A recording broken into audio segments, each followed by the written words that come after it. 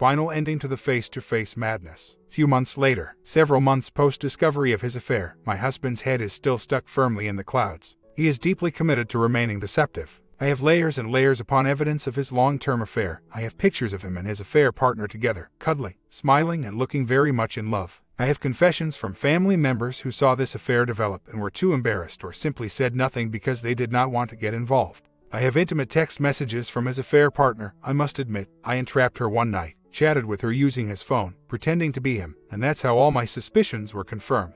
I have a taped phone conversation from his affair partner. He put her up to it, to apologize for the affair upon my discovery, and I recorded it, admitting their dirty actions together. My husband supported his affair partner financially during his long-term affair. I have wire transfer confirmations of the sums of money he sent to her. He still denies supporting her. The money was for a business arrangement that went sour. Finally, I have his own watered-down version of a written timeline of the affair. I also have his own confession, admitting his fault after day 2 of the affair discovery. The first week, he started well, answering questions. Yet, he now denies that an affair even took place. According to him, his affair partner is a jealous, lying, vindictive woman because he is a good, strong man who did not succumb to her charms. Upon discovery of his affair, I was in complete and utter shock and disbelief. I steered clear of alcohol but got into a self-destruction mode with sleeping pills. I am now clear-minded, still discovering new things every day. Expired protections from 6 to 8 years ago cannot be the same affair partner, as she would have been a minor, so this was probably an encounter with another woman.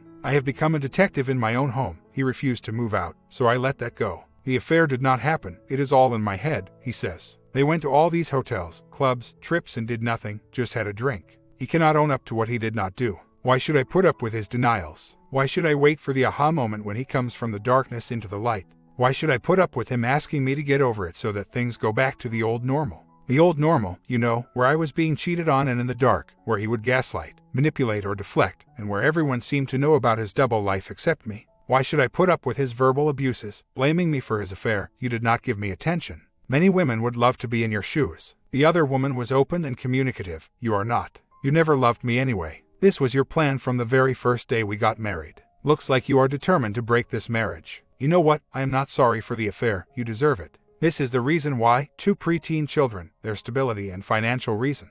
I could throw an I love him in there, but I fear that every day my heart grows cold as this charade continues. I am seeing a therapist individually to work out through my own feelings of despair and heartbreak. I don't believe that marital counseling would work. Marital counseling would probably work when the cheating spouse sees the error of their ways. A part of me was hopeful that we can still reconcile, that inside this monster I could find the man I fell in love with 15 years ago, and I feel that I owe this to my children. I think a good way to start would be, at the very least, own up to your transgressions. However, it gets more difficult. My resentment grows because he fails to do this and gets angry at me. I have given you 2 months to get yourself together. What else do you want?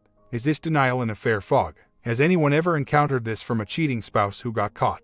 He should finally be served tomorrow. It's taken a while getting things ready. He has no idea. A part of me still thought he'd wake up and start to take responsibility. The worst thing about this is waking up one morning and discovering that you are married to a total stranger. I have been hit by a ton of bricks, and I now lay down bruised and battered, conceding defeat. I never ever thought in my wildest dreams that I would be here. I'm nervous and worried about the kids. He's been telling them that mom wants him to move out. My 11-year-old son was mad at me. I took my daughter out for coffee one evening after her gymnastics classes, and he berated her when we returned late because she didn't answer her phone. She's now scared to go out anywhere with me. I haven't told them why we're fighting, and no support from either side of the family. I wasn't expecting any from his side, of course, but my own mother and sisters have been a disappointment. They are thumping the Bible and touting forgiveness. I'm a wreck, still in shock, reading about narcissism and all that, talking to a therapist, trying to avoid fights. I always thought, naively, that cheaters who say they want to stay married at least take some responsibility for the hazards they cause. I was understandably in shock. So very stupidly, after listening to family and friends and using excuses about kids, business, homes, I asked my attorney to place everything on hold and started the pick-me-up dance. We still fought and argued daily. The environment was toxic and unhealthy. I couldn't trust one word that came out of his mouth. He still denied everything. Then he got into IC and asked if I could join him. I watched him deny things and lie to the therapist, all for $125 a session. But DD2 came in October. He'd reached out and rekindled his affair with his longtime girlfriend, a different one from the DD1 woman. This one has been in his life since 2005. We were married in 2004. Go figure. Don't ask me how, but I have recordings of him declaring his love and begging to see her again. He's making plans and talking dates and hotels and cities. He actually left for a business trip to her home city. He's trash telling me. He's defending himself to her about the first woman. My husband is arguing with another woman about another woman. She too is a friend of his family and had heard about the first woman and was upset that he cheated on her. It's disgusting.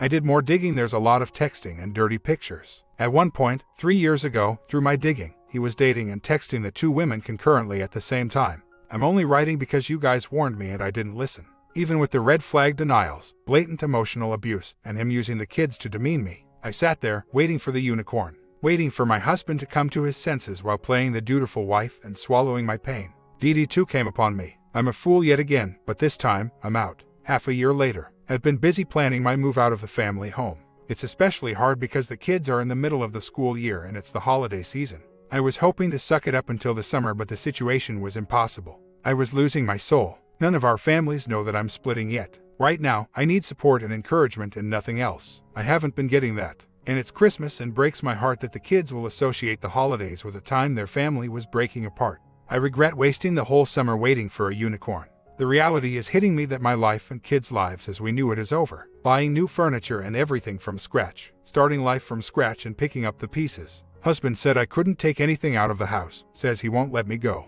Wrote a long cut and paste apology from the internet pretty much saying how a strong marriage requires trust and openness and that we both need to be mature and make this relationship work. Nothing in that email had any sense of responsibility for getting us here or breaking our marriage vows. To him, I'm the one with the problem and acting crazy by not believing in him. I just don't get it. To him, he did nothing wrong. Those women are good family friends he's known for years and I'm the one breaking our family. He's still caught in his alternate reality. The danger is in the planning, but I'm making headway. I was actually hoping that we could sit down as 2 adults with children to discuss the breaking up and doing what's best to ensure a smooth transition for the kids. Recognize that the marriage has failed. Well, that's not happening with my husband. He will not discuss anything related to the marriage ending. One minute he says he doesn't care. Next minute he's willing to work with a lawyer on any separation agreement I want. Then he's sorry for causing this and is begging to fix it.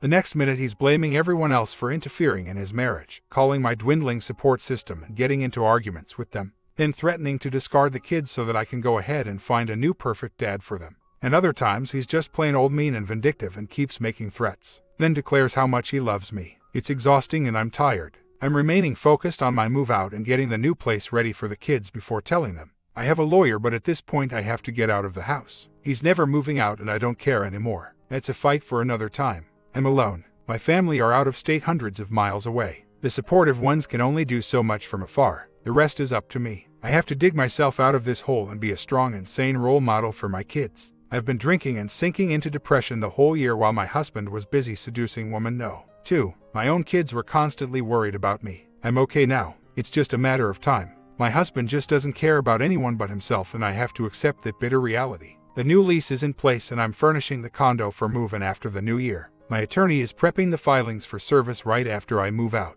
To be honest, I want to be out of that house when he's served. He can be mean and vindictive and has used the kids to demean me in the past. I'm worried that he might discard the kids. They love him. He's been threatening to do that and says, if choose to destroy my family, that's on me. When he refused to move out, I said I would. His response, don't take anything out of the house. Notice he didn't say don't take my kids with you. He was more concerned about the expensive furnishings in the house. Otherwise, I'm actually eager to get out and excited about the peace of mind. Is this normal? I can barely sleep at night. Update, he found out about my plans to move out. 2 days after Christmas, he returned home at 2 a.m. while my kids and I were asleep with the kids. He woke us up screaming and accusing me of having an affair with my realtor. My poor kids were traumatized and had to watch their mother being shoved, screamed at, and shoved around in her nightie half naked.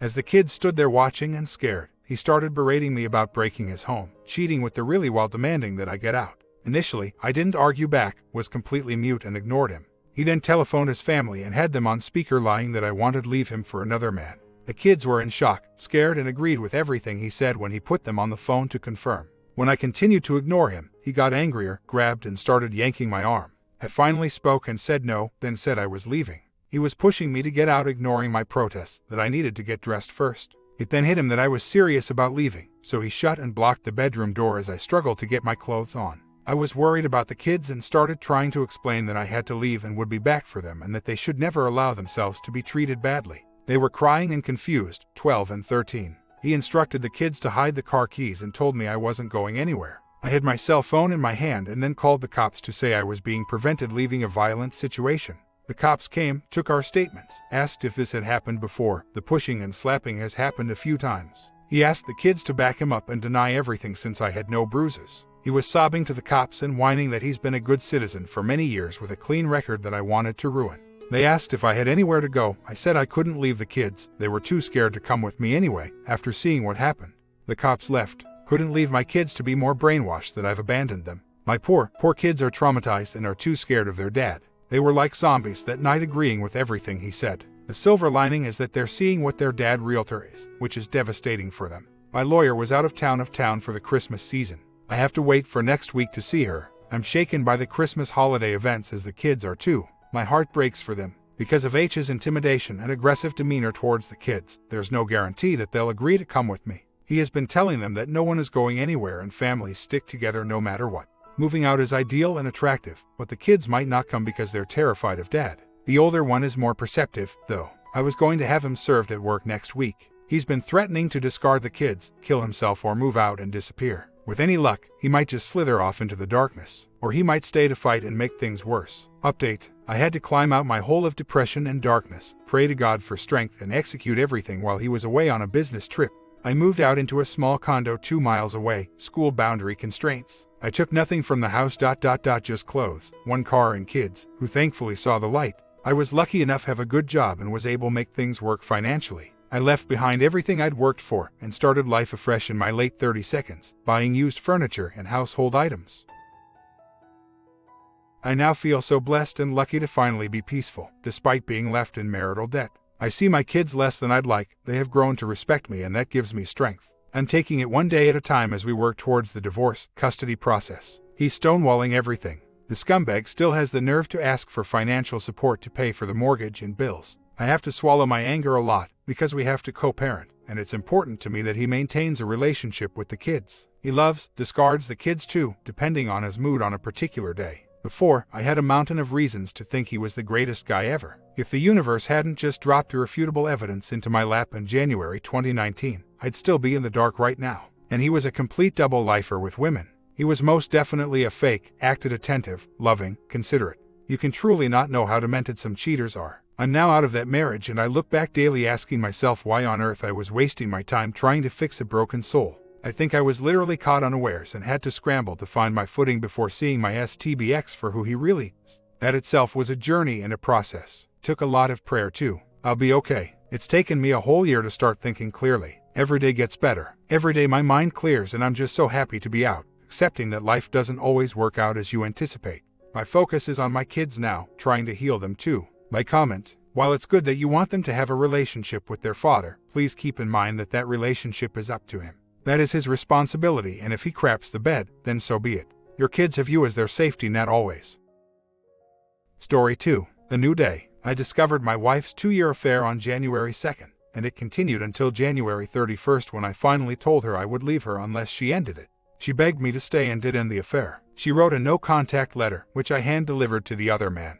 He was a mutual friend we have known for 4 years. We have been married 19 years and have 3 wonderful girls, ages 17, 14, and 12. My wife and I have had several discussions since then about what she felt led to the affair, how we both feel about each other in our marriage, and that we both want to save our marriage. We both agree that our marriage has been very rocky for about 3 years, a lot of it rooted in financial stress. From my end, I used to think, once we can get our finances straightened out, things will get better. For her it was a lot more emotional. She felt as though I abandoned her, and even told me she had thought I didn't love her anymore. I realize that she has rationalized her behavior to a great extent, but I also realize that she is correct as far as me not showing that I love her. We would sometimes have very heated arguments in which I would say the most hurtful things I could imagine. I am working to change that part of myself, and am getting better at consistently showing love, but it almost seems the damage is done. One of the most hurtful things she has told me is that she no longer has any passion for me. None. She has also said that she has never experienced the level of passion with me that she has with the other man, and she said that has made her question whether we should stay married.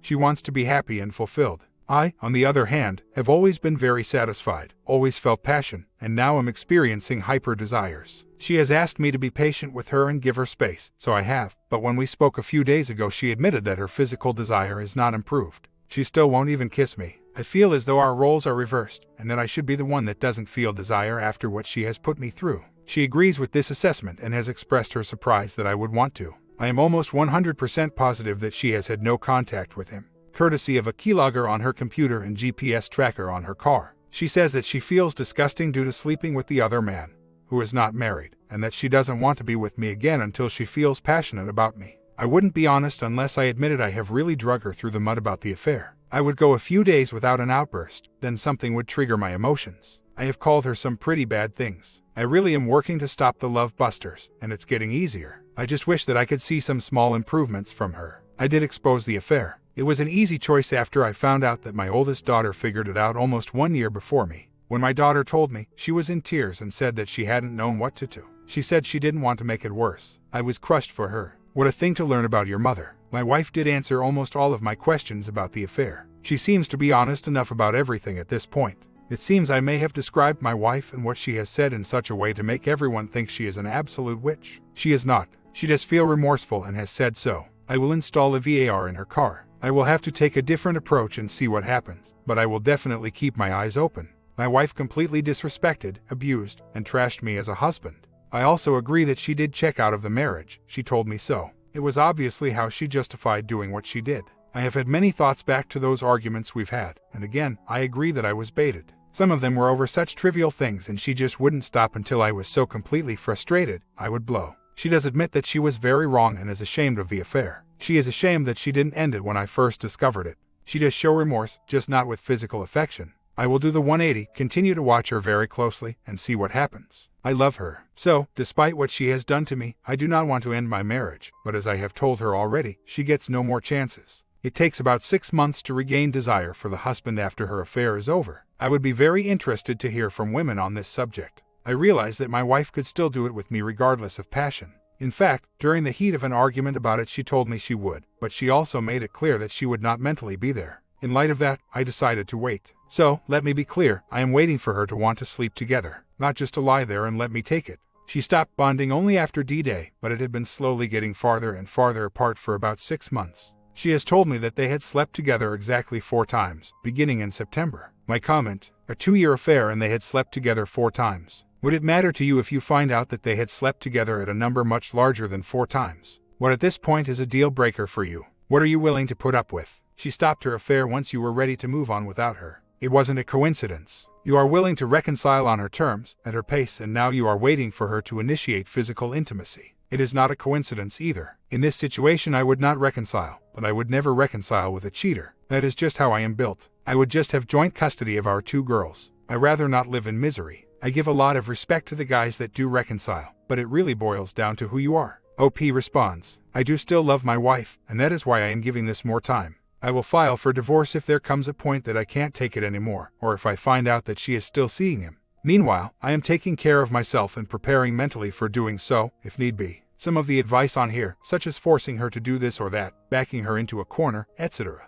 will not work to save my marriage, only to end it. I understand she is not in reconciliation yet. I am waiting to see if she will get there. My family is important to me and I want to give every opportunity I can to keep my family together. No, this does not mean I am willing to live with a B or with someone who does not love me. We were in love at one time, and I hope that she soon remembers. I am a Christian man and I do believe in forgiveness, but earning my forgiveness does not mean that she can do whatever she wants for as long as she wants. So far, I have zero physical evidence that she is still seeing him. I think she is still in the fog, probably to give her a reason for doing what she did. I also agree that she is not 100% remorseful. I don't know what to say about that. It hurts. If at some point in time if I realize that she will not truly reconcile, I will divorce. The ex-job, I asked her if she did not want to know, and she said that she would, but she was feeling pressured. She also added that she only did it because it was something nice for me 3 weeks ago. I asked her if she got anything out of doing it for me, mentally, and she said only that she enjoyed making me feel good, but when I pressured her for it, the enjoyment of giving was not there. On a side note, someone asked if I was reasonably good-looking, in shape. I am attractive and athletic. My wife is also. My comment, you asked for advice, so here it is. She's done with you, and is trying to let you down easy to alleviate some of her guilt. She is also using you, as she probably used the moment you found out about the affair to get the other guy to commit to her in some way, and is using you to make him jealous. She is probably still seeing him, albeit in a much more discreet manner. Either way, here's a few of her actions that need explaining. 1. After discovering her affair on the 2nd of Jan, why did it take till the end of Jan to end it? You think your ultimatum ended it. What kind of person, after being discovered in an affair, stays in it if they could care less about their marriage? 2. She begged you to stay, most likely because she couldn't imagine her standard of living taking a huge hit from your walking out. Also, where is she going to find a babysitter as loyal as you? Besides, she's not such a hot catch with 3 kids tagging along. 3. She has caused you to doubt your own basic rights in marriage by getting you to think your actions, heated arguments, were the cause of her infidelity. 4. And this is the kicker, what kind of woman, fresh out of an affair, begging for another chance, would lay that part about feeling absolutely no passion for you? She had to know how that would hurt, especially on top of her affair. Part of me thinks she wants your permission to see this guy on a limited basis, and if so, she'll provide you a reward for letting her be physically free. I guess I'd characterize it as a half-open relationship.